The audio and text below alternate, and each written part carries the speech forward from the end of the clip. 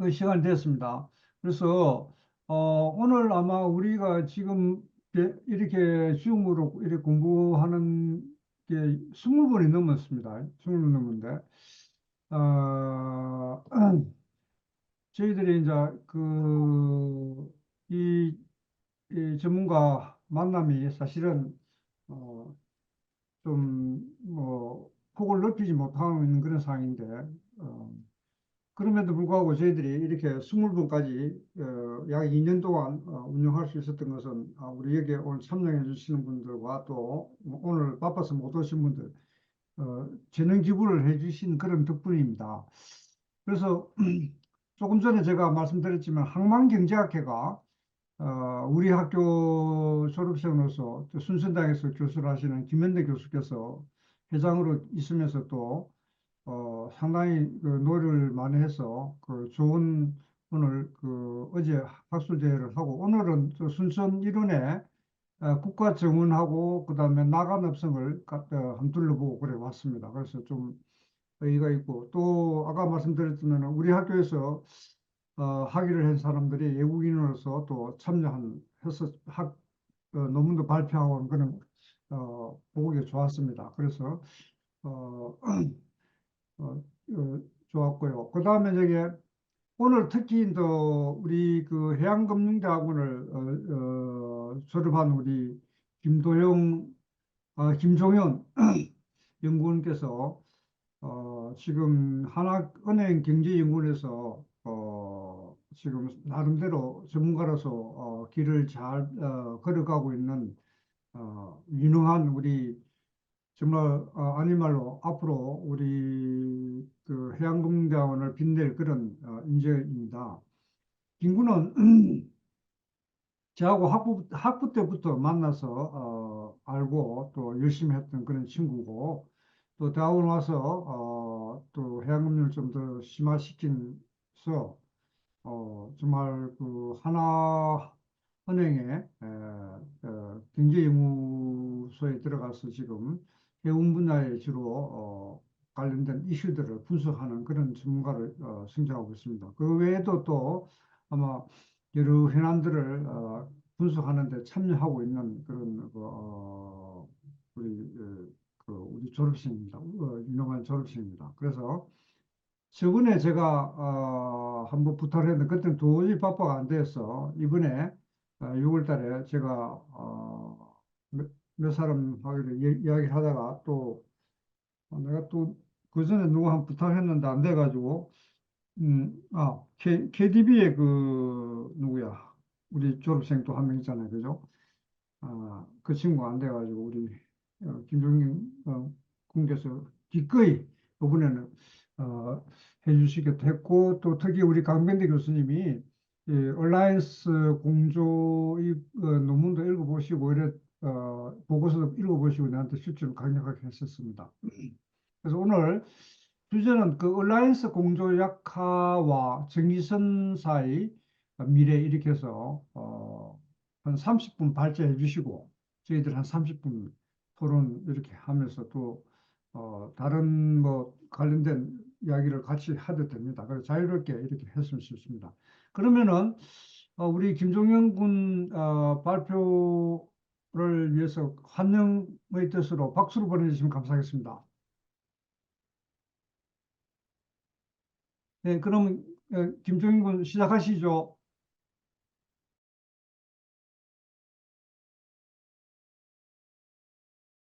예, 안녕하십니까. 저 하나금융경영연구소에 있는 김종현 연구원이라고 합니다. 일단 저희 연구소가 은행 소속인데, 뭐, 갑자기 왜 금융 안 하고 일반 산업을 하냐고 할 수 있겠는데, 일단 연구소 안에서 저희 그 산업분석팀이라는 곳이 있고요. 여기서 저희 산업분석팀 같은 경우에는 은행 내부의 여신 심사라든지 신용 리스크, 그리고 글로벌 전략이나 뭐 IB 금융 이런 쪽과 이제 협력을 해서 일을 하고 있고요. 이번 보고서 같은 경우에는 작년 연말에 이제 전망 자료를 작성하면서 작성하게 된 보고서입니다. 음, 작성한 지 거의 이제 6개월 정도 되기 때문에 사실 업데이트를 한번 하고 싶었는데 시간 관계상 자료를 업데이트하지는 못하고 이제 언급으로만 넘어가는 점 좀 양해 부탁드리고요. 어, 일단은 네, 말씀하신 그 소개해 주신 주제로 발표 시작해 보도록 하겠습니다. 요약 장표는 읽어보시면 될 것 같고, 일단은 그 이 보고서를 보시는 분들이 저희 그 금융 그룹 내에서 이 산업을 잘 모르시는 분들도 보시기 때문에 다소 교과서적인 내용도 좀 포함을 하고 있습니다. 그래서 컨테이너 해운업의 특징과 얼라이언스 개요에 대해서 먼저 작성을 하였고, 그 이후에 이제 얼라이언스가 변화하는 그 외부 환경적 요인들이 어떤 것이 있는가 짚어보고, 그로 인해서 이제 얼라이언스가 어떻게 바뀌어 왔는지, 그리고 이제 결론 쪽에서 국내 해운업 쪽으로 중심으로 해서 한번 풀어보았습니다. 이 부분은 교과서적인 내용이고 사실 여기 계시는 분들이 훨씬 더 잘 아시리라 생각하기 때문에 간략히 넘어가자면 일단 컨테이너 해운 같은 경우에는 전기선 영업을 통상적으로 하기 때문에 이 고정비가 높고 규모의 경제를 갖추기가 어려운 그런 여건이 있어서 이제 얼라이언스를 형성을 하게 되죠. 얼라이언스를 통해서 이제 부족한 네트워크를 보완하고 비용 절감의 효과를 늘리려고 이제 하고 있습니다. 얼라이언스의 그 활동 내용들은 여기 나와 있는 듯이 이제 가격 담합을 하거나 영업 환경에 있어서 경쟁을 제한하는 형태로 이루어지게 되고요. 일단 중요한 것은 최근의 시점에서 이제 얼라이언스가 17년에 한재훈이 파산을 하고 그리고 HMM이 디얼라이언스에 2020년에 편입을 하면서 지금과 같은 구조를 형성을 하게 되었습니다. 문제는 이 2M이 이제 25년 1월부로 해체를 하게 된다는 것이고 오션 얼라이언스도 27년까지 유지한다고 발표를 했지만 이 대만 중국 갈등 속에서 어떻게 될지 좀 더 비추를 이제 주목해야 되는 부분인 것이고 가장 큰 문제점은 사실 이 하팍 얼라이언스가 이탈을 하면서 이 잼미니를 형성을 하고 그리고 원 같은 경우에는 완화이와 북미 노선에서의 따로의 협력을 한다라는 식으로 이제 발표를 하고 있으면서 이 양민과 HMM의 위치가 상당히 위태로워졌다는 점입니다. 옆에 있는 이 얼라이언스 점유율 같은 그래프가 사실상 이제 좀 의미가 없어진 상황이고요. 그래서 이제 오늘 이제 말씀드리고자 하는 부분은 이 얼라이언스의 변화가 어떠한 요인들로 인해서 이루어지게 되었는가 하는 점입니다. 여기서 이제 악화되는 컨테이너선 산업 환경이라고 일단 적어놨는데요. 이 앞서서 기본적으로 컨테이너 해운업의 올해 전망을 다들 보셔서 아시겠지만 수요 증가율보다 공급 증가율이 훨씬 그 압도적으로 높게 나타나면서 기본적으로 이제 수급 펀더멘털이 상당히 악화되어 있는 상황입니다. 이런 그 외부 환경 요인이 없더라도 자체적으로 그 운임 방어력이 좀 낮아질 수밖에 없는 그런 상황이고요. 이러한 영향들로 인해서 얼라이언스들 간의 공조가 더 긴밀히 이루어져야 함에도 불구하고 이런 그 외부 환경적 요인들로 인해서 얼라이언스의 연합이 제한되고 있는 상황입니다. 첫 번째로 이제 규제 환경 측면에서 보자면 그 팬데믹 기간 동안에 해운사 운임이 상당히 높게 나타났었죠. 오션 프레이트 자체보다도 이런 서차지들에 의한 요소가 크게 작용을 했다라고 보고 있고요. 이로 인해서 미국의 그 FMC는 그 해운업 운임들에 대한 이제 감독을 좀 더 강화하는 형태로 나타났습니다.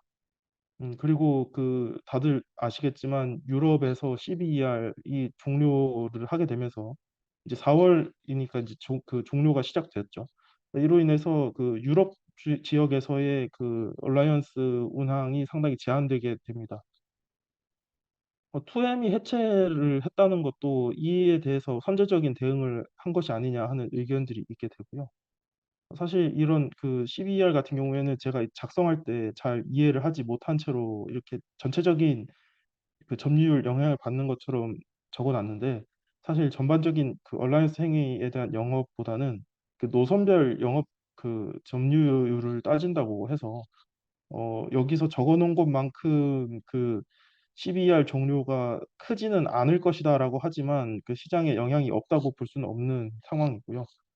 어찌되었건 기존의 그 얼라이언스의 공조 형태가 이어지기는 어려운 그런 환경이다라는 점입니다.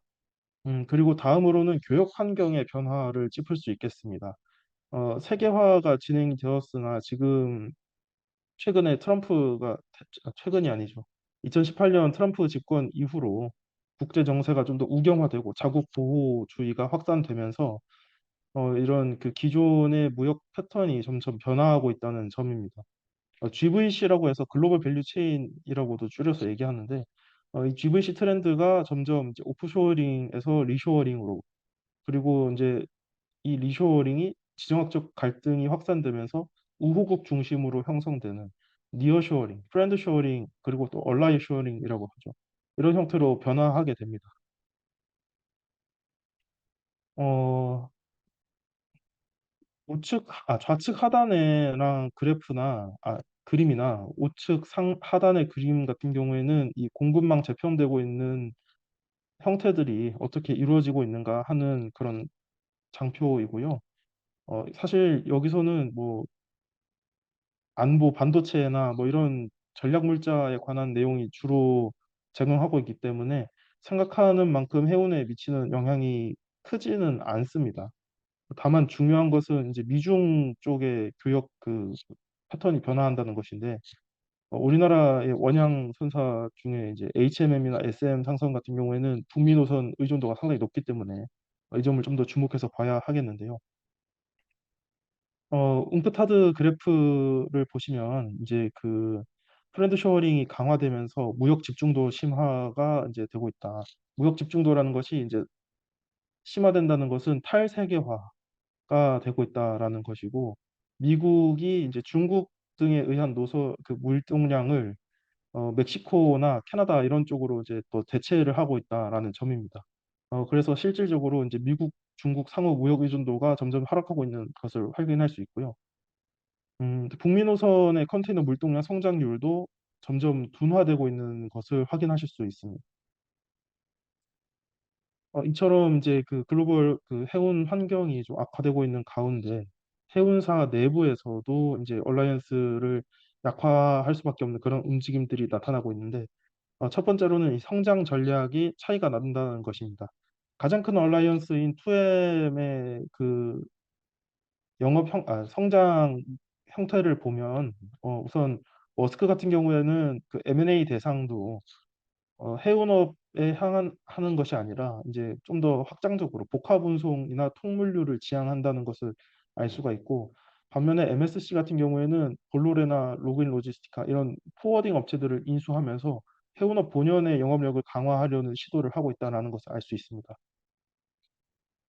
그리고 이제 MSC와 머스크의 선대 확장 전략도 뒤에서 이제 보실 수 있는데 MSC가 선대를 적극적으로 확장하는 반면에 머스크는 그러하지 않는 상대적으로 모습을 보이면서 이 머스크와 MSC 간의 그 공조가 좀 약화될 수밖에 없는 환경이고 더군다나 앞에서 말씀드렸듯이 이 CBR의 규제의 영향을 또 받으면서 가장 큰 얼라이언스가 해체되는 모습을 볼 수 있습니다. 그리고 그 밑에 있는 오션 얼라이언스의 가장 큰 선사인 그 포스코와 CMA, CGM 등을 봤을 때도 이제 좀 기존 해운업에만 치중하는 것이 아니라 종합물류 기업으로 도약하고자 하면서 다른 이제 M&A 방향이 좀 더 차별화되고 있는 그런 모습을 보실 수가 있습니다. 2M 해체 이후에 그 머스크와 MSC의 예상 시나리오가 이 장표는 현재에서는 아주 의미가 없는 이 장표가 돼버려서 어, 넘어가시면 될 것 같고요. 다들 아시다시피 이제 그 MSC 같은 경우에는 짐하고도 이제 협력을 한다. 뭐 다른 선사들과 협력 없이 단독으로서 영업을 한다. 뭐 이런 다양한 얘기들 나오고 있는 반면에 머스크는 하팡로이드와 제미나이를 형성을 하면서 이제 새로운 그 얼라이언스를 구축을 해 나가고 있고 오션 얼라이언스도 아까 말씀드렸듯이 27년까지는 연장을 한다고 했는데 미국 아, 대만과 중국 갈등 관계를 보았을 때 이것이 유지가 될 수 있는가 하는 점은 또 의문입니다. 다음으로 이제 선대 확장 전략과 얼라이언스 투입 비율이 좀 달라지고 있다는 점인데요.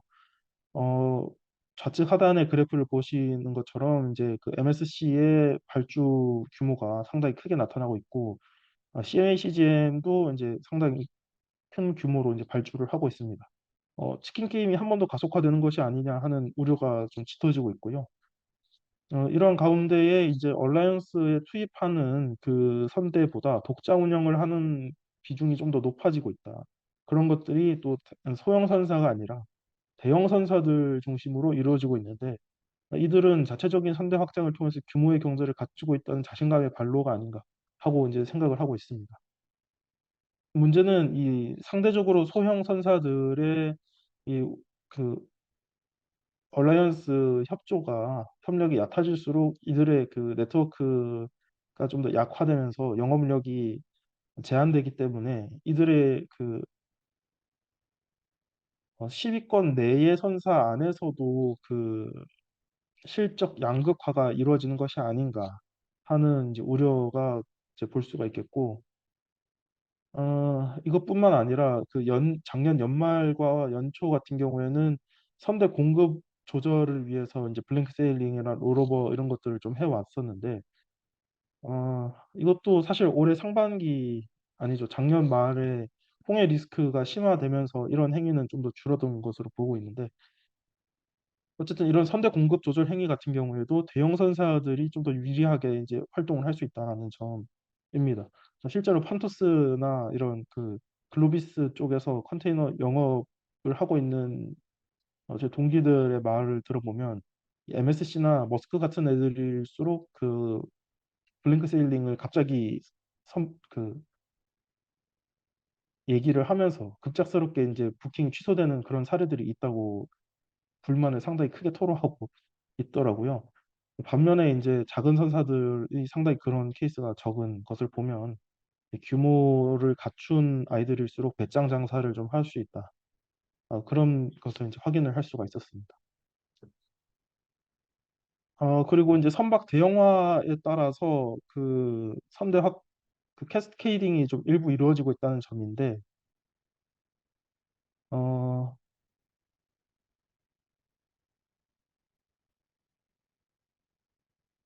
보시면 이제 그 아시아 영내에 그 상대적으로 중형선의 비중이 높아지고 있는 것을 확인하실 수 있습니다. 그리고 대서양 루트에서도 대형선의 비중이 좀 더 커지고 있는 것을 확인할 수 있고요.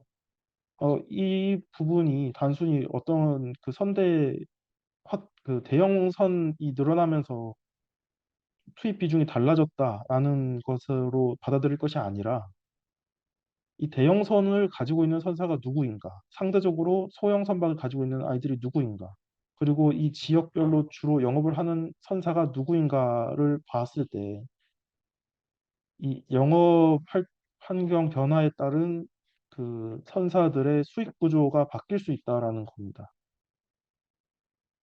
뒤에 결론에서 또 따로 이 언급을 하겠지만 이러한 환경 변화가 대형 선사들의 그 영업할 수 있는 커버리지가 넓어지는 반면에 영내에서 영업을 하던 소형 선사들의 먹거리가 좀 더 작아지는 소위 말해 골목 상권에 그 대형마트가 진입을 하고 있는 그런 형태라고 이해를 하시면 되겠습니다.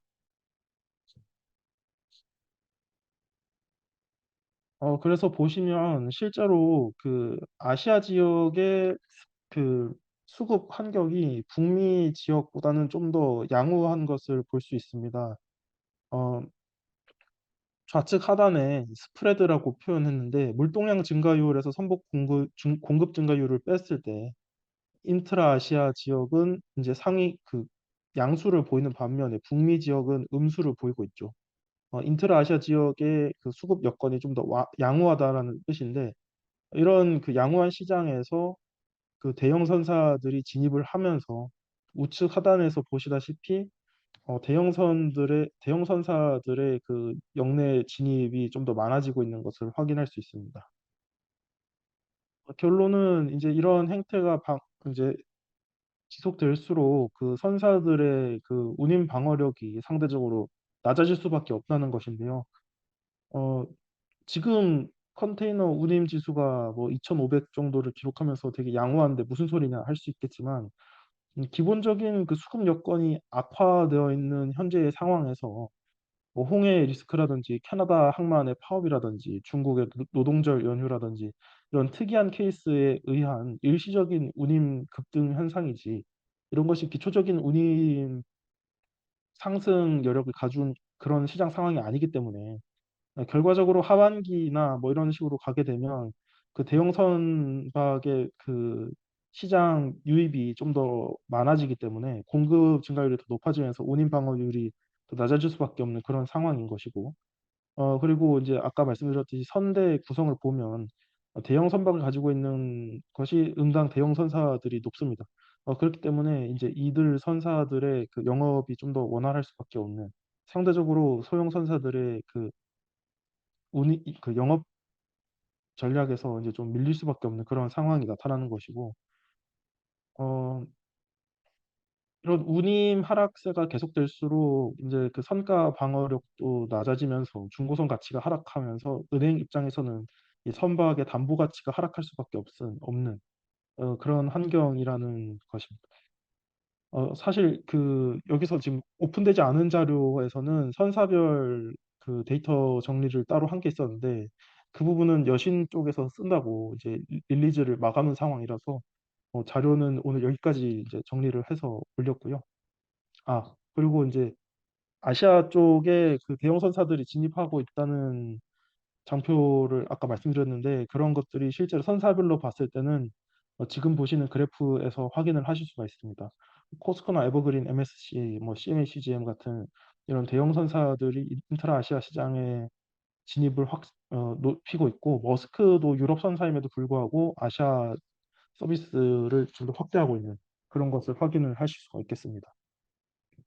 이런 환경이 될수록 국내에 그 H&M, SM 상선을 제외한 그 12개의 컨테이너 선사들은 영업 환경이 상당히 악화되면서 그 수익성에 영향을 크게 받을 것으로 보고 있는데 이것을 작성하면서 좀 의문이 들었던 점은 18년쯤에 KSP라고 해서 연근해 선사들의 연합체가 있었던 것으로 알고 있는데 그 KSP 활동이 생각보다 원활하지 않은 것으로 보고 있습니다.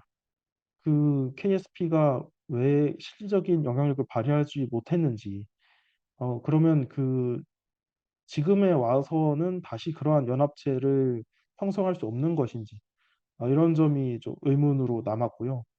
저는 사실 은행 안에서 연구소에서 글만 쓰고 있기 때문에 현업을 잘 모르는 그런 사람입니다. 그렇기 때문에 오늘의 분석이 현장과는 좀 다소 맞지 않을 수도 있다는 점도 양해를 부탁드리고요. 여기 계신 분들께서 그런 좀 괴리가 있는 부분에 대해서는 피드백을 주시거나 뭐 따로 이렇게 연락을 주시면 상당히 감사하겠습니다. 네, 오늘 발표는 여기까지 하고요. 이제 뭐 토의할 사항 있으면 말씀해 주시면 될 것 같습니다.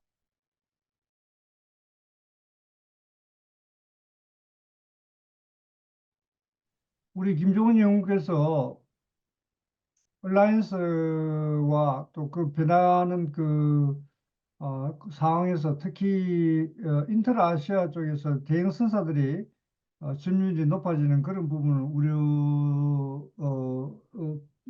결과를 보여주면서 좀 우려를 표한 그런 리포트인 것 같습니다. 그래서 오늘 그 김종인 연구께서 발표한 내용에 대해서 또 좀 더 이걸 앞으로 우리나라 그 전기선사가 온라인에서 어떻게 대응하는 것이 또 더욱더 우리 선사 입장에 볼 때 유리할 것인지 이런 부분에 대해서 우리 오늘 들어오신 여러분께서 고견을 주시면 감사하겠습니다. 제가 질문을 안 하고 자유롭게 우리 각자 의견을 주시면 감사하겠습니다. 일단 공유 중지하고 토론 모드로 들어가시죠. 예, 예. 음. 아까 박석태 상무님 여기 영내 서비스 쪽에서 뭐 좀 그렇죠. 얘기하실 게 있으실 것 같은데. 박 사모님 예, 안녕하십니까. 예, 박수태입니다. 예, 예. 예, 예. 뭐, 원양 얼라이언스에서는 저희도 원양 얼라이언스를 하는 게 아니라, 저도 이제 영내 위주로, 아까 말씀하신 것 중에 몇 개 첨언을 할 게 있어서 말씀드리겠습니다.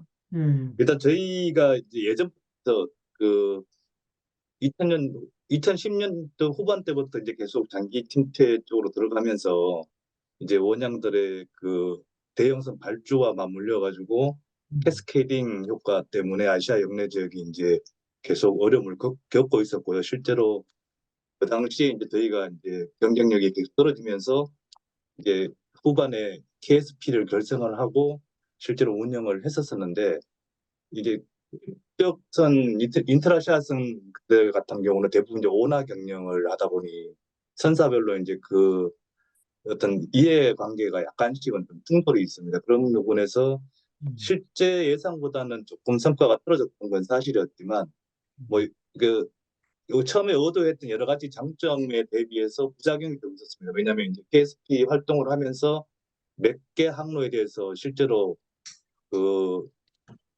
합리화를 몇 개 추진을 했었는데 그런 과정에서 이제 실제로 국제선사의 포진이 줄어들고 반대로 이제 저희가 경쟁 관계에 있는 대만 선사나 중국 선사들이 이제 우리나라 그 기점의 운임이 높다 보니까 그런데 진입을 하게 되면서 실제로 결과적으로는 이제 우리나라 국적 그 인트라 선사의 포진이 약간 줄어드는 그런 현상이 발생을 하면서 좀 더 그 KS 피해가 와야 되는 그런 게 원인 조성이 됐었고 결과적으로 또 특히 공정위 쪽에서 일본 항로, 중국 항로, 동남아 항로에 이제 운임 단합에 관한 조사가 들어오면서 이제 완전히 KSP 활동이 중단된 그런 걸로 보면 될 것 같고요.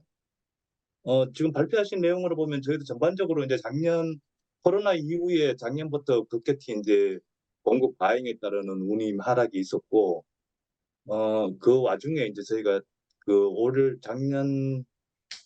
올 상반기부터 이제 그 홍해 지중 그 사태 이런 것 때문에 이제 선박들이 그 수혜저 쪽으로 우회를 하게 되고 그러면서 그 여파로 이제 기본적으로 이제 스팟 시장에서 선박 부족 현상이 약간씩 발생을 하고 용선료가씩 오르고 있는 상태거든요. 그러면서 또 원양들이 운임 인상 추진을 했었고 물론 여기에 이제는 그 코로나 시절에 이제 학습 효과가 많이 작용을 하는 거고요.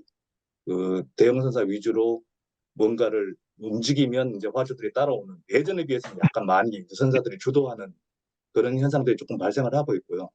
그러다 보니까 인터라시아 선사도 생각보다는 2, 4분기부터 1, 4분기 하반기부터는 조금씩 운임이 많이 그래도 회복이 된 상태로 지금 진행이 되고 있습니다. 이게 이제 장기적인 측면에서 공급 과잉은 확실한 것 같은데 현재 상황으로 보면 이런 현상이 당분간은 좀 갈 것 같아서 그 장기 전망 대비해서 단기 전망은 그래도 좀 괜찮지 않나라는 게 제 생각이고요. 뭐 아무래도 이제 그 얼라이언스 제약에 따르는 그 효과 때문에 이제 원양들이 아시아 지역으로 이제 허브 앤 스푸프 뭐 전략을 많이 쓰게 되면서 선박 투입이 조금 더 되는 건 맞는 것 같은데 일단 뭐 저희가 현재 느끼기로는 일단 저희 아직까지는 아시아 지역의 선박 부정 현상이 좀 발생을 하다 보니 이제 아직은 크게 거기에 대한 그런 실감을 좀 못하고 있는 상황인데 조금 지켜봐야 될 것 같습니다. 하반기까지. 실제로 선박 투입이 이루어지고 그러면서 어떤 영향을 미칠지는 좀 지켜봐야 될 것 같은데 현재 상황으로는 아무래도 이제 선박 요 사이즈 이제 4,000개, 3,000개 이런 사이즈들이 마켓에서 좀 많이 오르다 보니까 아무래도 좀 그런 투입이 조금만 지연되고 있지 않나라고 그렇게 보고 있습니다. 예. 예. 제가 메인레인이 요 역내 서비스에 진출했다 하는 게 뭐 어제 오늘 얘기가 아니라 사실 몇 년 동안 지속되어 온 트렌드인데요. 제가 알기로는. 그런데 그 메인레인이 역내 서비스에 들어오는 형태가 작은 선박을 투입해서 역내 서비스를 진행하는 겁니까? 아니면 큰 선박이 가면서 그 역내 물량, 그, 그, 그 물량을 물고 움직이는 형태가 되는 건가요? 아니면 둘 다인가요? 사실은 이제 기존의 트렁크 레인들이 메인 레인들이 이제 기존에 다닐 수 있는 포트라고 하면 실제 이제 부산, 상해, 홍콩, 싱가포르 요 정도 선이인데 사실 그쪽에서 다이렉트 화물들을 저희 걸 뺏어가는 경우는 그렇게 많지는 않습니다. 왜냐하면 기존에 저희들도 그쪽 화물 비중은 실제로 그렇게 크지 않은 상황이거든요. 물론 뭐 상해는 조금 틀리긴 한데 그 대부분은 이제 음. 그각 로컬 아시아 모든 그 국가를 커버하는 그런 기준으로 보면 물론 싱가포르나 홍콩 물량이 핸들링 물량으로 보면 많은 물량을 차지하는 국가들이긴 하지만 실제로 저희 역내 항로 선사들이 그쪽 항구에서 취급하는 물량은 생각보다 그렇게 크지는 않습니다. 제가 말하는 로컬 항로. 그러다 보니까 아까 교수님께서 말씀하신 그 메인 레인들이 실제로 그쪽 화물들을 가져가는 경우는 그렇게 영향이 크지는 않고요.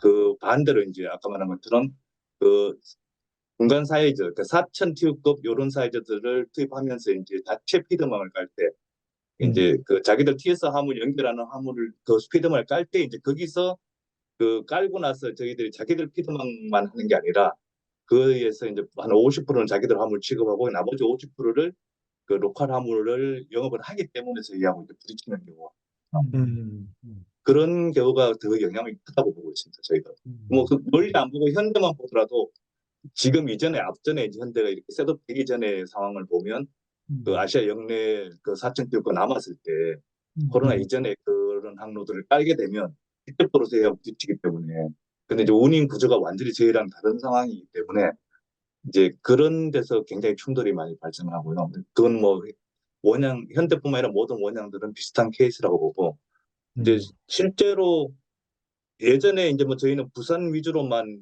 이야기가 했지만 사실 저희 뭐 고려나 장검 이런 중소형사 중에 이제 저 리딩 캐리어들은 보면 실제로 화물 비중이 핸들링하는 화물 비중이 실제 국내 포진이 그렇게 크지는 않고 대부분 이제 중국 중심의 물량이 더 크다 보니까 이제 지금은 국내 선사 현대만의 문제는 아니고 원양하고 다 일종의 경쟁 상태가 된다고 보고 한 4, 5년 전에 뉴스에 나온 얘기이긴 한데, 그, 어, 유럽 역내 같은 경우, 역내 시장이 지금 크게 두 개로 형성이 돼 있는데, 아시아 역내하고 유럽 역내로 돼 있는데, 유럽 역내 같으면 그 메인 레인에 대한 의존도가 훨씬 크기 때문에, 그 메인, 그 레인 플레이어들이, 역내 시장으로 진입할 때 그 충격이 훨씬 컸어요. 유럽 쪽의 피더들한테 주는 충격이. 그래서 유럽의 피더 회사들이 뭐 망해서 문을 닫은 데도 있고 그 M&A로 또 합병된 회사들이 꽤 있었는데 사실은 아시아 역내의 경우에는 메인레인에 대한 의존도가 유럽같이 크지 않거든요. 그러다 보니까 상대적으로 영향이 좀 적었다.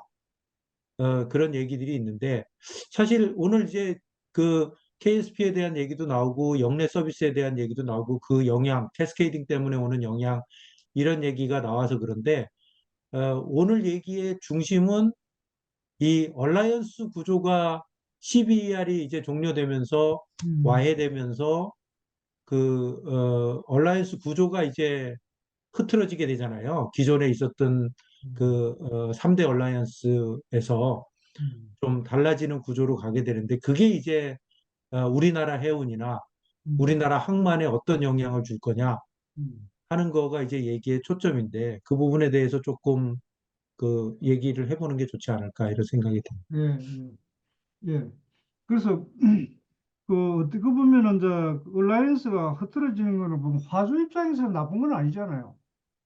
어떻게 보면 해운 그 업체에 봐서는 조금 자기 그 어떻게 보면 경쟁이 치열해지는 그런 면이 있잖아요, 그죠? 근데 얼라이언스가 실제로 뭘 하고 있었는지를 보면 음, 얼라이언스가 프라이스 세팅은 못 하고 있었지 않습니까? 뭐 뭐, 그 부분은 그 엔티트러스트에 걸려서 암묵적으로 좀 한 거 아니에요? 그게 이제 뭐 블랭크 세일링 할 때 암묵적인 동조 음, 뭐 그런 거는 있었겠지만 그런 거는 지금 이런 구조가 바뀌고 나서도 사실은 어느 정도는 음, 가능하다고 생각이 되는 음, 거고 그거 자체가 그냥 하루아침에 없어진다 이렇게 보기는 어려울 것 같고요. 음, 그런데 어차피 프라이스 세팅 안 하고 뭐 스페이스를 서로 공유한다든지 뭐 터미널에 대한 문제라든지 음, 운영상에 이렇게 서로 베네핏을 주고받는 것들이 있었는데 음, 그 부분은 그 MBC 같으면 워낙 그 규모가 크기 때문에 음, 걔네가 뭐 조그만 선서 붙잡고 음, 그냥 이렇게 방향을 설정하게 되더라도 음, 그거는 누릴 수 있다고 보고 음, 그 다음에 머스크하고 하파클로이드도 할 수 있다고 보는데 음, 우리 같이 이제 거기 시장 점유율 아까 보여준 거에서 그래프를 보면 완전히 이렇게 계단식으로 돼 있어요. 음, 그러니까 1위가 저 앞에 가 있고 음, 2위, 3위가 한 그룹이고 음, 그 밑에 이제 그 그룹이 있고 우리는 한 4그룹 정도에 가서 있거든요. HMM이. 그러다 보니까 우리 같이 이렇게 모아도 별로 힘이 안 되는 애들이 이제 하파크로이드 빠지고 난 다음에 그 규모가 작아지니까 음, 이 어떻게 보면 운영상에 서로 주고받을 그런 베네핏들이 작아지는 것들이 이제 영향이다. 뭐 이런 관점에서 음, 영향을 봐야 되지 않을까. 음, 그런 생각이 들기는 합니다. 음. 우리 그 해운협회 우리 이사모님 지금 이 얘기에 대해서 어떻게 대응하고 계신가 한번 그 또 한번 그동안에 또 해운계에 있던 의견을 좀 한번 전달해 주시면 감사하겠습니다. 네, 저 기회 주셔서 감사합니다. 음, 저희 물론 박석대 상무님께서 잘 알고 계셔가지고 어느 정도는 소개가 되었다고 생각하고요. 이 얼라이언스의 문제에 대해서는 어떻게 보면은 제일 큰 그 고민을 가지고 있는 회사가 어, HMM이 있을 거고 많은 분들은 기본적으로 생각하기에 뭐 효율이 좋은 대형선 박을 가지고 유럽 쪽에 띄고 그다음에 효율이 낮은 배들로 그다음에 소형선 상대적으로 작은 배들로 아시아 역내 이런 데를 캐스티딩 하지 않겠느냐 정도까지만 일반적으로 보고는 있거든요. 하지만 지금 제가 알고 듣고 그다음에 그분들과 얘기를 나눠보면 음, 그보다 훨씬 더 많은 고민들과 그다음에 많은 회사들과 접촉을 하면서 고민들을 지금 하고 있다고 알고 있습니다. 어떻게 음, 보면은 어 우리 실제적인 내용들은 거의 시장에 지금 소문을 들을 수 없는 정도로 가고 있지 않나 이렇게 보여집니다. 음, 이제 그러니까 제가 봤을 때 이제 얼라이언스를 하는 이유는 제가 알고 있기로는 이제 서비스의 질을 높인다거나 또는 규모의 경제를 통해 가지고 비용을 음, 감소시킨다거나 음, 또는 자기가 어떤 신규 루트라든지 이런 데 음, 들어갔을 때 위험을 갖다가 감소시키면서 위험 분산한다든지 음, 이런 역할로 해왔는데 음, 어떻게 보면 이제 그 투에임이 이제 그만두게 서로 이제 갈라서게 된 이유도 이런 부분이 있겠지만 또 하나는 그 서로의 그 미래를 바라보는 자신감이라든지 비전에 대한 그 차이점이 가장 크지 않았나 보여집니다. 독과점 문제도 있었고 그 음, 다음에 다른 얼란스에 대비해 가지고 조금 그 약화돼 있는 관계 쉐어링 정도에 들어가는 부분이 있었고 이런 부분도 있었지만 제일 큰 거는 미래 전략이 달라지지 않았나 이렇게 보여집니다. 음, 특히 이제 앞으로 디카보나이제이션하고 음, 그다음에 디지털라이제이션 이 두 가지가 음, 이제 화두가 될 거기 때문에 음, IMO에서 그 2023년, 2030년, 그다음에 2040년, 2050년 가는 그런 규제들을 어떻게 해가느냐에 따라 가지고 음, 상당한 또 하나의 그 전략에 대한 그 가치 추구 이런 쪽에서 변화들이 많이 이합 집산에 생기지 않을까 이렇게 보여집니다.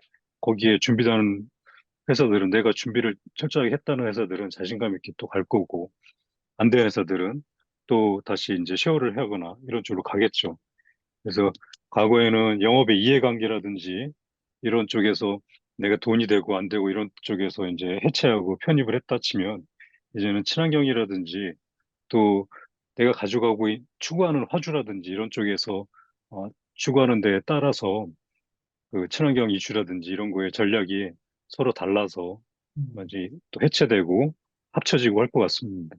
음, 또 그래서 저희가 지금 우리가 보는 것보다는 이렇게 기사라든지 이런 거 보는 것보다는 상당히 그 고차원적으로 또 긴밀하게 이렇게 논의가 되고 있다고 생각을 하고요. 음, 조금 더 이거는 지켜봐야 될 문제가 아닌가 생각합니다. 특히 이 2D를 바라보는 전략에서 우리가 어떻게 가야 되는 건지 HM이 그다음에 우리가 음, 나와 있는 흥하 라인이 고려 음, 해운이 이런데 음, 그런 변화와 그다음에 자기들 추구하는 그런 그룹핑 이런 데에 따라 달라지지 않을까 이렇게 보여집니다. 예상입니다. 예, 감사합니다. 또 오늘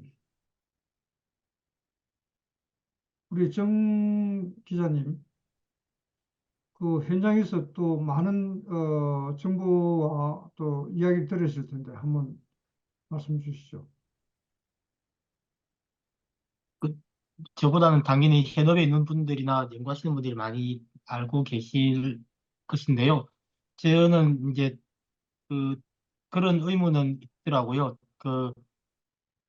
얼라이언스도 이제 선수들이 자기들이 생존에 유리하기 때문에 어, 추진하고 또 진행하고 했을 텐데 지금은 이제 얼라이언스가 다시 이제 변화되고 있다고 하는 것은 지금의 판이 생존에 별로 도움이 안 된다거나 아니면 약간 흔들어서 좀 더 새로운 생존에 도움되는 환경을 만들어야 되겠다고 생각하는 건지 하여튼 그런 게 그 글로벌 플레이들 사이에서 이제 뭐 서로 굉장히 괴산들이 있을 것 같은데요. 그 이전의 10년과 비교하면 지금 상황에서 약간 변화는 머스크가 이전의 10년은 시장의 변화를 주도를 했는데 그래서 머스크가 주도한 변화였다고 하면 지금은 약간 지금의 이 변화는 머스크가 주도하고 있는 것인가 머스크가 세계 해운 시장에서 가지는 어떤 판의 주도성이나 아니면 뭐 지배력이나 이런 게 약간 조금 변하고 있는 거 아닌가 뭐 그런 그 뭐 느낌, 궁금증 이런 것은 조금 생기더라고요. 머스크가 작년에 실적이 안 좋았고 올해 1분기에 흑자 났다고 발표했는데 내용을 조금 들여다보면 머스크가 그룹 전체로는 한 2천억 정도, 2천억 원 정도의 흑자가 났지만 머스크 해운 부문은 또 한 2천억 정도 적자가 났거든요. 그래서 머스크가 해운에서 뭔가 이전에 시장의 변화를 주도하는 것과는 조금 다른 모습. 그래서 이제 지금 이제 400만 조금 넘은 선에서 이제 지금은 신규 발주 안 하고 멈춰 있는 상황인데, 그리고 이제, 어, 종합물류로 나가 있지만 종합물류가 지금 이제 잘한 선택이냐에 대해서도 또 다른 이야기들이 계속 나오고 있는 것 같아요. 작년 한 1만 명 해고했을 때 주로 해고한 부문이 종합물류 하겠다면 인수했던 포드 쪽으로서 많이 정리를 했기 때문에 그게 지금 하여튼 뭔가 머스크가 새로운 전략을 짜면서 그 이전과는 조금 다른 모습인 듯한 뭐 이런 거. 그래서 또 반면에 이제 MFC의 선택이 머스크가 약간 다르게 나타나고 있기 때문에 그런 게 조금 그 관심 사안이고 그래서 HMM도 지금 뭐 당연히 생겨서 해서 여러 가지 예를 들는데 약간 좀 변화에 주도하기보다는 약간 따라가는 이런 경향이 있는 거 아니냐라고 많은 사람들이 우려하고 있는 것도 사실인 것 같고요. 그것은 HMM이 가지고 있는 지배 구조의 문제에서 약간 취약성이 있는 거 아니냐인데 이게 당분간 쉽게 해소가 되기 어려운 상황이기 때문에 약간 우려는 좀 더 크게 있는 것 같고요. 근데 하여튼 얼라이언스 재편 기이긴 하지만 이게 이전의 10년처럼 뭐 치킨 게임으로 판이 확 바뀌겠느냐에 대해서는 그렇게까지는 생각 안 하는 흐름이 있더라고요. 이유는 지금 이제 글로벌 10대 선사를 보면 그러니까 대만 두 개를 제외하고 나면 나머지는 9개 국가가 지금 이제 하나씩의 대표 선대를 갖고 있는 상황이어서 거의 뭐 10대 선사들이라고 하는 게 국가 대표 선수들이 남아서 경쟁하는 것이어서 그래서 이제 더 이상 뭐 그 망하고 뭐 이런 식의 변화가 생길 것 같지는 않다 이렇게 보는 흐름이 있는 것 같더라고요. 그러면 안 망하면 어떻게 되느냐? 뭐 하여튼 그런 게 약간 그냥 드는 의문점들이고 그런 데서 하여튼 다들 여러 가지 생각들이 많이 있는 것 같습니다. 일단은 이 정도로 하겠습니다. 예, 감사합니다. 어, 3년 중에서 우리 KOBC 주장희 팀장님, 네, 아마 안녕하세요. HMM 관련해서 일을 하실 것 같은데 어떻습니까? HM이 실제로 어떻게 지금 대응을 하고 계신가? 네. 저는 지금 사업 심사 쪽을 맡고 있어가지고 음, HMM 관련 그 팀에서 이루어지는 업무들은 사실 아, 저희 쪽에 이제 공유는 어, 해주진 않고 있습니다. 예, 예. 근데 본인이 이제 그 전체 분위기 느끼기에 네네. 어떻습니까? 아, 아, 지금 이제 HMM 매각 기존에 이제 산업은행이랑 공동 매각 음, 절차를 밟다가 음, 마지막에 이제 매각이 예의치 않아졌는데 그 음, 이후에 이제 저희 관련 팀과 HMM 간에 뭐 저 HMM 중장기 계획 이런 것들을 지금 음, 같이 공동으로 짜서 음, 앞으로 얼라이언스 재편 관련해서 공동으로 모색을 하고 있는 것 같고요. 음, 예, 저희 HMM과는 별개로 이제 아까 저기 흥하 해운의 박석태 산모님께서도 말씀하셨듯이 공사도 지금 저 선주 사업 이런 사업 지원 형태를 통해서 음, 그 국내 HMM을 제외한 다른 컨테이너 선사 간의 얼라이언스 공동 발주나 이런 것들을 음, 진행해 왔었는데 음, 여러 가지 선사별 이해관계가 또 다르고 또 선사 간의 그 오너십의 생각도 다 달라서 작년 같은 경우 사실 어, 몇 개 컨테이너 선사가 공동 발주를 KOBC와 모색을 했는데 결국엔 이제 성경해운만 발주하는 것으로 그렇게 결론이 도출이 됐었습니다. 예, 네. 예, 감사합니다. 에, 또 우리 이제 뭐 자유롭게 우리 신성환 씨 어떻습니까? 그거는 뭐 이게 증기선사 별로 관심 안 갖고 있나? 컨테이너선 관련해서는 계속 이제 기사는 찾아보고 계속 공부는 하고 있는데 오늘도 그냥 많이 배우고 갑니다. 감사합니다. 예, 예, 그래요. 우리 지금 안승구 박사님,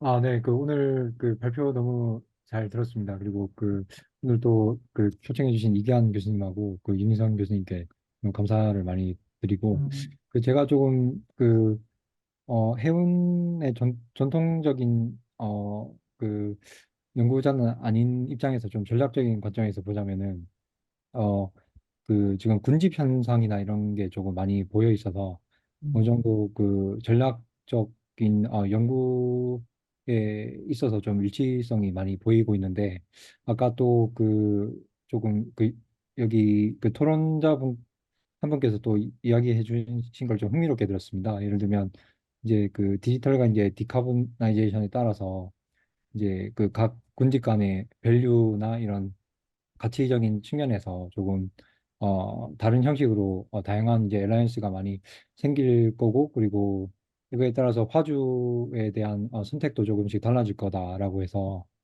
약간 이런 측면에서 볼 때 좀 다양한 네트워크 형식으로 이렇게 조금 어,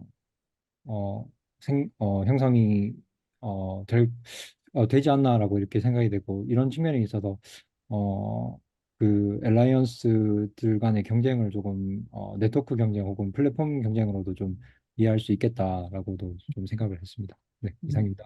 예, 좋은 의견이시네요. 예, 예. 예, 그리고 우리 이제 말씀 안 하신 분들,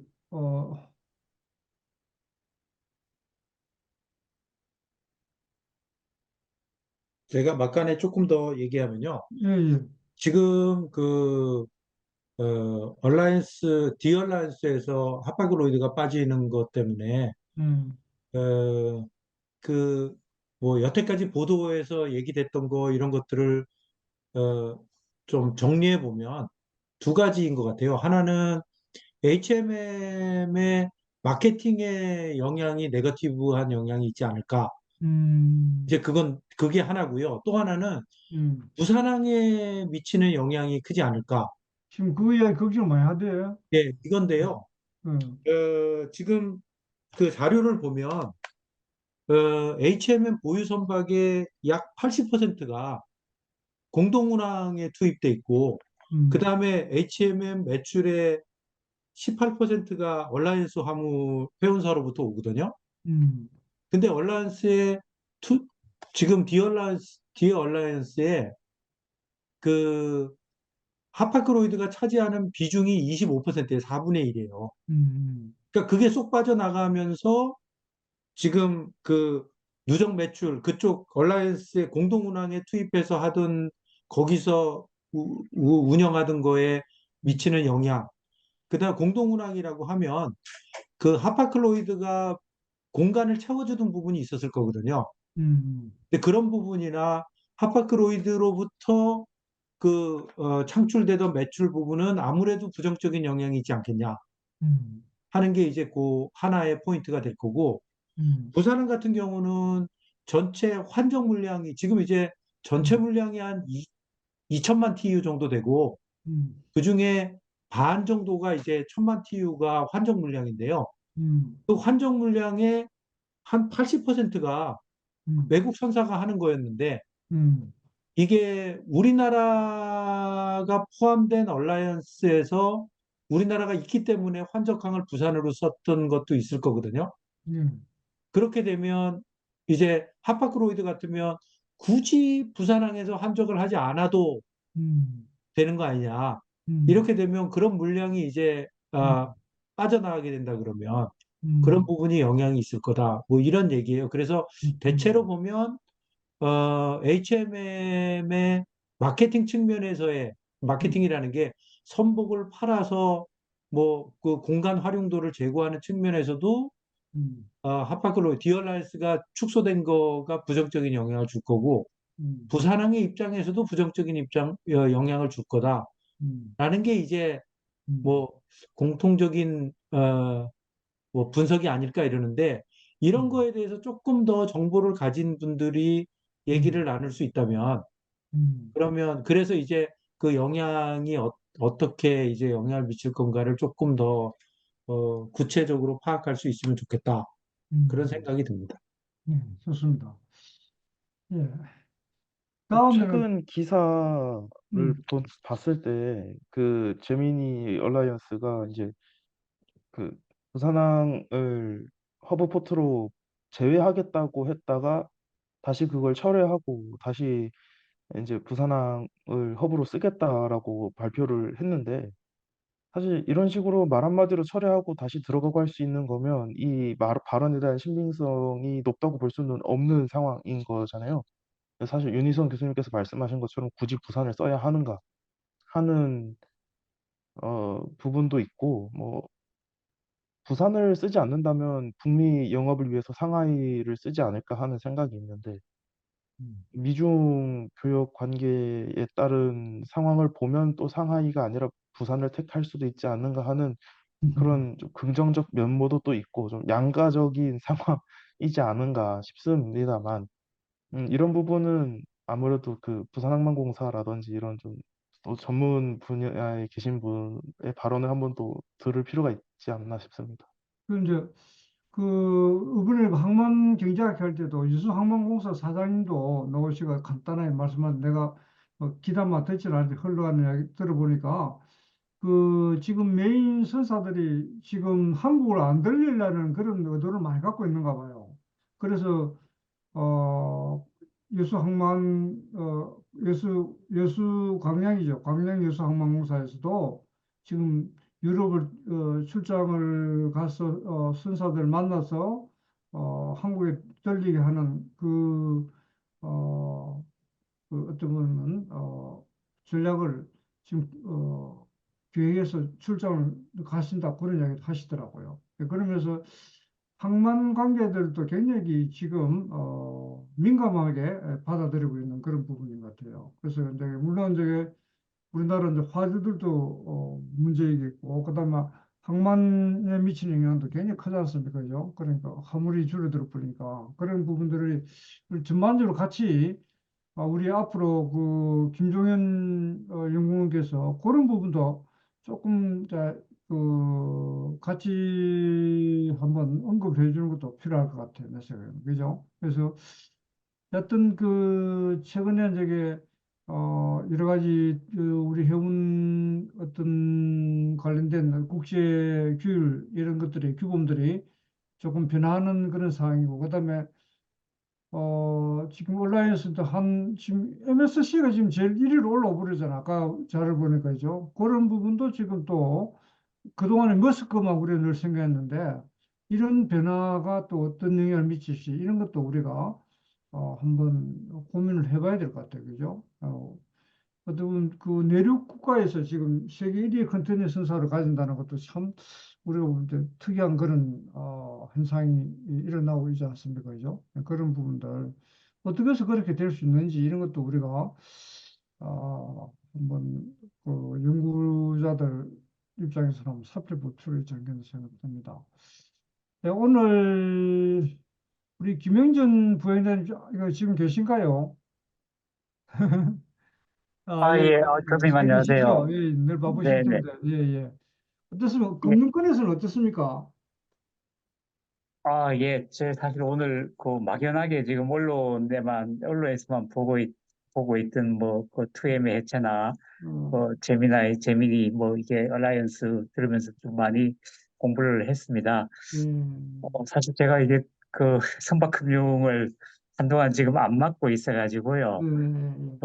자세하게 사실 저 뷰를 가지고 있지는 않고, 저는 이제 강의를 듣고 이게 말씀하시는 거를 들으면서 조금 그냥 궁금증이 음, 그 최근에 뒤져봤더니 이제 지난 4월 말인가 우리 정부에서 그 해운 경영화 경영 안정 방안하고 그다음에 해운 활성화 방안으로 나왔는데, 이제 큰 축이 보니까 이게 우리 현대상 HMM에 이제 얼라이언스 이슈도 조금 들어 있는 것 같고, 그다음에 캐스케이딩이나 이런 거에 따른 연근의 우리 컨테이너 선사들 문제점이라고 이제 나와 있고, 거기에 대한 대책으로 조금 나와 있는 게 조금 큰 키워드만 이렇게 뽑아가지고 온 거겠지만, 민영화 이슈는 제외하더라도 대형 선사 같은 경우에는 계속 이제 선대를 확충하겠다, 이 부분하고, 그다음에 시설 투자, 항만이나 이런 투자를 하겠다, 굉장히 원론적인 부분이 들어가는 것 같고,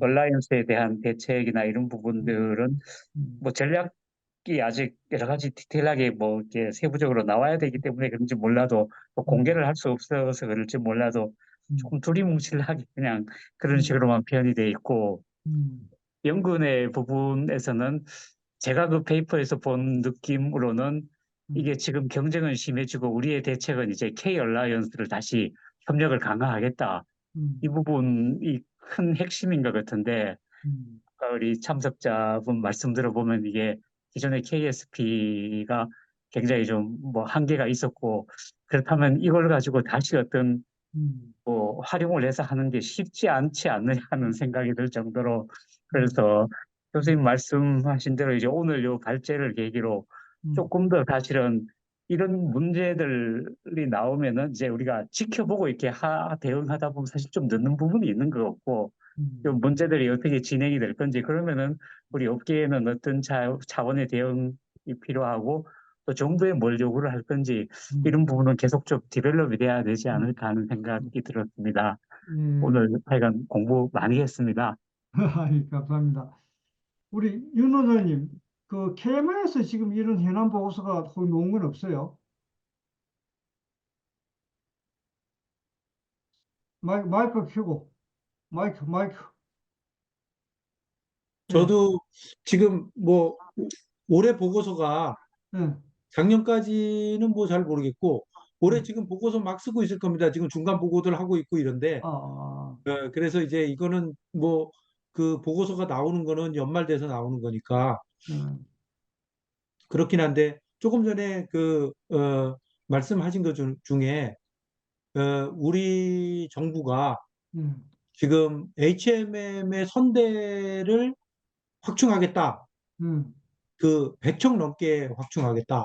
음, 이렇게 2030년까지 음, 그 컨테이너에 46척이 있고, 음, 그다음에 벌크선에 몇 척이죠? 한 70척 정도 되는 것 같은데, 이렇게 확충하겠다라고 발표를 했어요.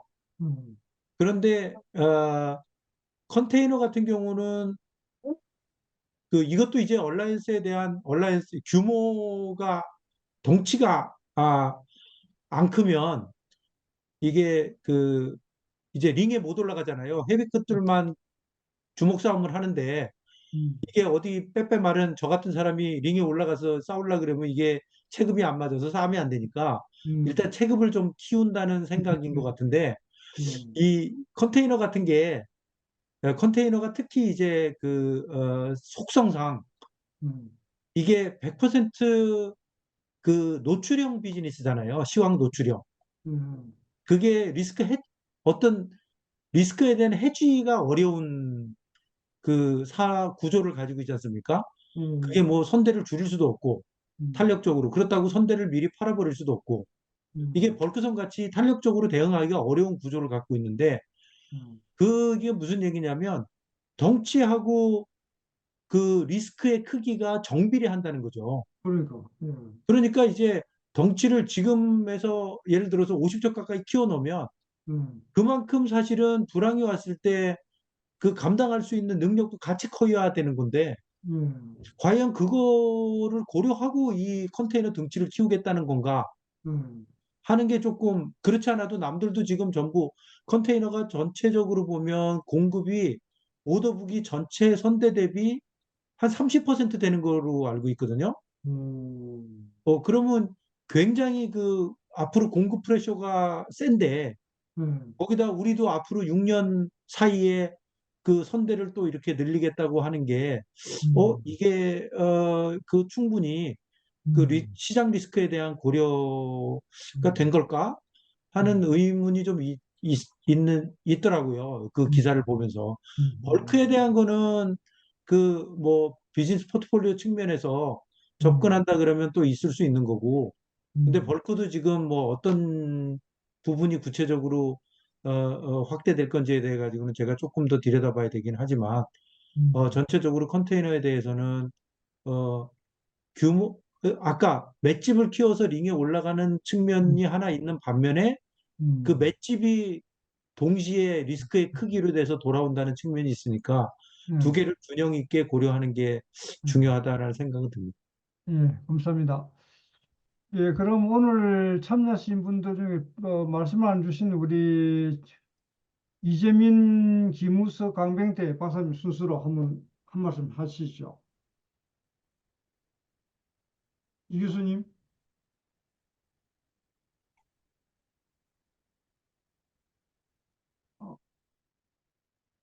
김우석 박사님. 네. 예, 오늘 저기 강의 잘 들었습니다. 너무 좋은 강의 잘 들었고요. 염려되는 부분은 컨테이너 제가 지금 좀 걸어가는 도중이어가지고, 컨테이너 시장이 좀 나빠지면은 이게 뭐 전망도 지금 부정적이고 한데, 이게 염려되는 부분은 나중에 선박금융 아마 확보가 굉장히 어렵게 되지 않을까, 그 부분이 좀 염려됩니다. 그래가지고 좀 그런 부분들 양지하시고 저 업무 하시는 게 중요할 것 같습니다. 이상입니다. 강 교수님. 예, 저도 지금 집에 들어가고 있는 중인데 차가 막혀가지고 좀 늦어서 차 안에서 지금 보고 있는데요. 제가 오늘 이제 사실 오후에 신한은행에서 하는 이제 신디케이트론 강의를 갔다 왔는데 제가 은행 직원들한테 물어봤어요. 만약에 해운회사에서 지금 선박금융을 하기 위해서 와서 신한은행에서 대출 신청을 하면은 대출을 해주겠느냐 물어봤더니 주로 이제 기업금융 하시는 분들인데 전부 고개를 젓더라고요. 예. 그래서 일단은 우리나라 금융권에서 해운 산업을 바라보는 시각이 아직까지는 리스크를 위주로 바라보고 있다. 그리고 지금 언론에 나오는 해운 관련 뉴스들이 어떤 긍정적인 뉴스보다는 부정적인 뉴스, 오늘 같은 이제 그런 이슈 때문에 많이 나다 보니까 전체적으로 민간 금융에서 바라보는 해운 산업의 어떤 안정성이랄까요? 그런 것들이 많이 떨어진다는 걸 느꼈고요. 우리가 이제 얼라이언스를 얘기를 하고 있는데, 얼라이언스 재편에 가장 이제 직접적으로 영향을 받는 게 HMM 아니겠습니까? 근데 HMM 이제 작년에 매각 과정을 저도 뒤에서 이제 지켜봤는데, 좀 각자 어떤 참가자 간의 입장이 좀 엇갈린 것 같아요. 예를 들어서 산업은행 같은 경우에는 빨리 팔고 싶어 하고요. 지금 워낙 관리하고 있는 이제 회사들이 많으니까 적정 자본 비율도 그렇고, 그래서 빨리 팔고 싶어 하는 이제 입장인 것 같고, 해진공이나 이 해수부 쪽에서는 소위 말하는 국민 혈세가 투입된 회사를 어떻게 헐값에 팔 수 있느냐, 또는 하파로이드도 처음에 이제 오퍼를 제출했는데 거기에 대해서 굉장히 부정적인 생각을 가지고 계시더라고요, 그 주체들이. 왜냐하면 헬스를 들여서 살려놓은 회사를 어떻게 외국 회사에 낭짝 넘길 수 있느냐, 그런 생각들을 가지고 계신데, 저는 조금 의견이 달랐어요. 왜냐면은 하파로이드 같은 큰 회사하고 HM이 만약에 이제 M&A 한다, 합병을 한다, 그러면 우리나라의 재산이 해외로 넘어가는 게 아니고 HMM은 우리나라에 남아있지 않겠습니까? 그러면 그 카파로이드라고 하는 큰 회사의 네트워크에 같이 들어가서 또 영업면이나 어떤 시너지를 낼 수 있고, 오히려 HMM이 더 커갈 수 있는 계기가 될 수가 있는데, 참여하는 주체분들은 그렇게 생각을 잘 안 하시더라고요. 그래서 그거는 이제 하파로이드가 이제 이 디어라이스에서 이제 탈퇴한다는 소식이 전해지기 전 상황이었고, 지금에 와서는 과연 HMM이 독자 생존을 할 수 있느냐, 얼라이언스 가입 안 하고, 그건 이제 어불성설인 것 같고요.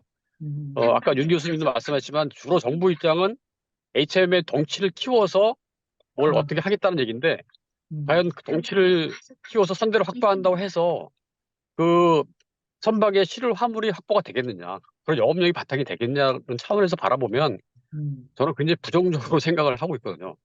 그래서 그런 생각들을 주변에서도 금융권에서 특히 많이 하시는 것 같아요. 그래서 저는 제 개인적인 생각은 이 HMM 매각 작업에 참여하시는 그 분들이 좀 더 열린 생각을 가지시고 HMM의 국적 선사라는 개념에서 벗어나서 이런 전체적인 해외 시장의 재편에 좀 전략적인 의사결정을 했으면 좋겠다. 그러니까 꼭 어떤 누구한테 넘겨야 된다, 또 그런 생각보다는 빨리 이 경영권의 주체를 찾아주셔가지고 그런 장기적인 의사결정을 할 수 있도록.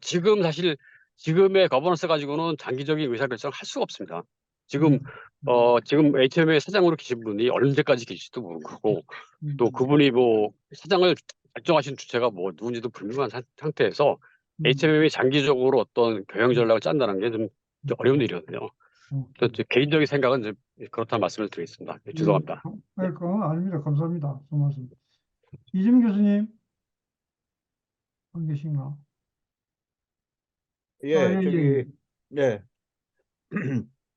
오늘 우리 누구야, 김종현 위원 연구원 발표 잘 들었고요.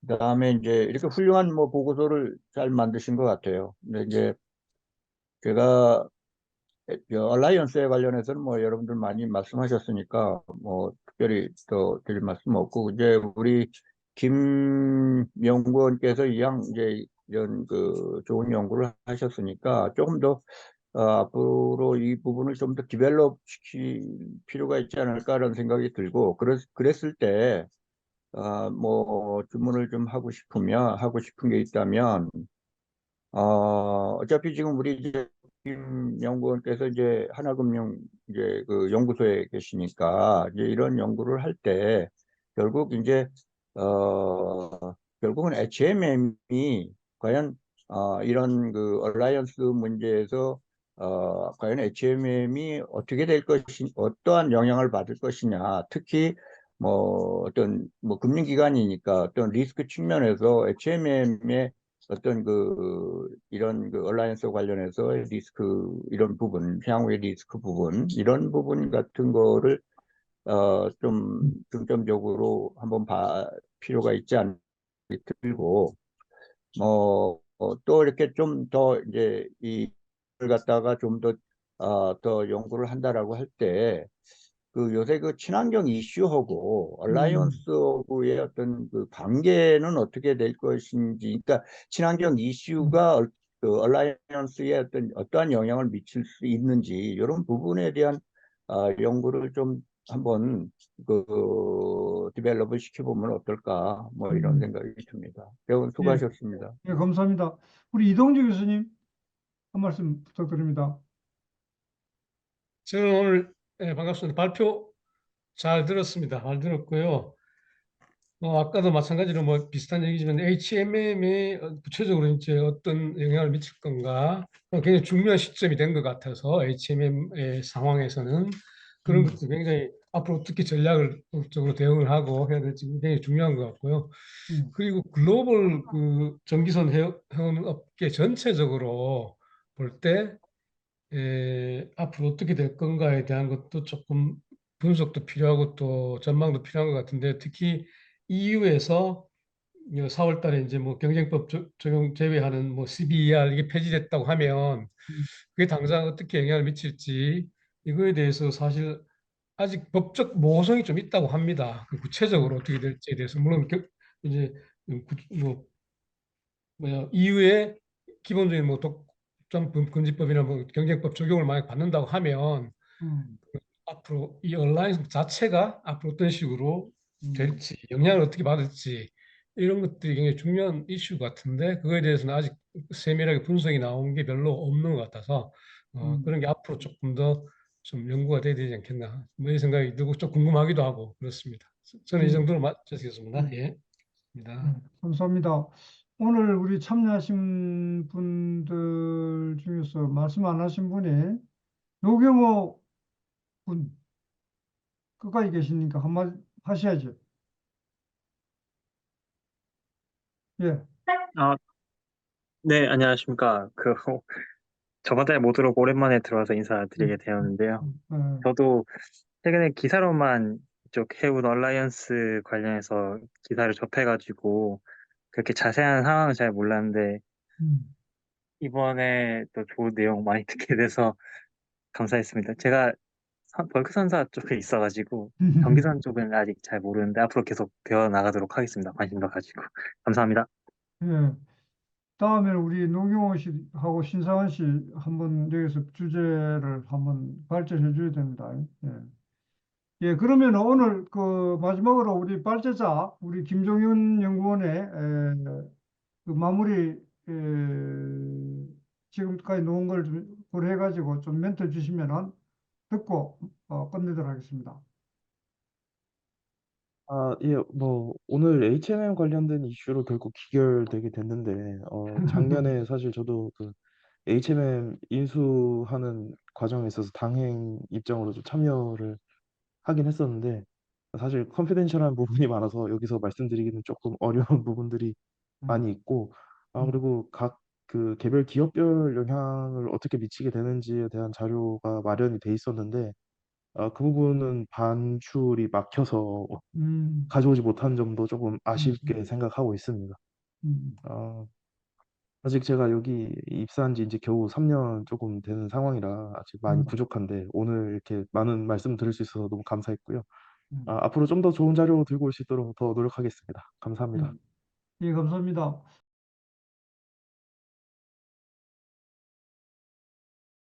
오늘 우리 해양금융대학원 전일제 졸업생인 우리 김종현 군이 3기제 예, 그렇습니다. 3기 졸업생 우리 좋은 그 금융연구소에서 실력을 잘 발휘하기를 바라고 이렇게 뭐 이 정도 또 굉장히 뭐 유익한 자료를 만들어준 것도 상당히 감사합니다, 사실은. 예. 그러면 우리 오늘 여기 계신 여러분 좀 모두 앞으로 또 잘 계시다가 또 다음 달에 뵐 수 있으면 좋겠습니다. 예. 다음 달에 또 누굴 초청해야 될지 제가 요즘 끝나고 나서 또 바로 한 달 후에 바로 또 오더라고요. 그러니까 주위에 좋은 분 있으면 좀 추천 좀 부탁드리겠습니다. 예, 수고하셨습니다. 우리 김종윤 감사합니다.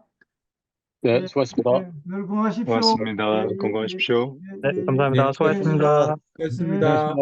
예, 주말 잘 보내세요. 예, 예. Have a nice weekend.